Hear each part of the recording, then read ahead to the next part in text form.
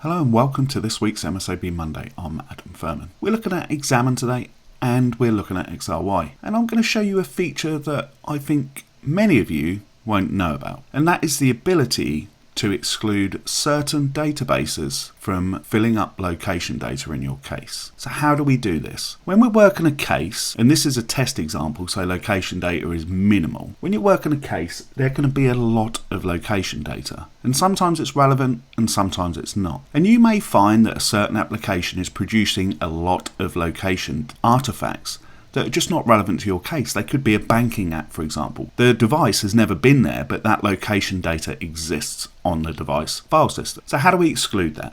Let's look at this one, for example. This location data, if I go to the latitude and longitude and I use my pivot filter, comes from the file Wi-Fi geofence.db. Now, did you know in XRY you can exclude certain databases from having their embedded artifacts parsed? So how do we do that? If we go to the help file, it explains how to exclude irrelevant location data. So we can filter out specific databases. So if we come across a database that is producing a lot of irrelevant location data, we can simply create this file at this location, save it, and then when we read a code, it will then remove all of that location data. So the location data is here, and you can see that I've started a text document. So if I go to that text document, I can simply type the name of the database that we want. So if we remind ourselves of where that database name was, it was Wi-Fi geofence.db. So in my text file, I simply type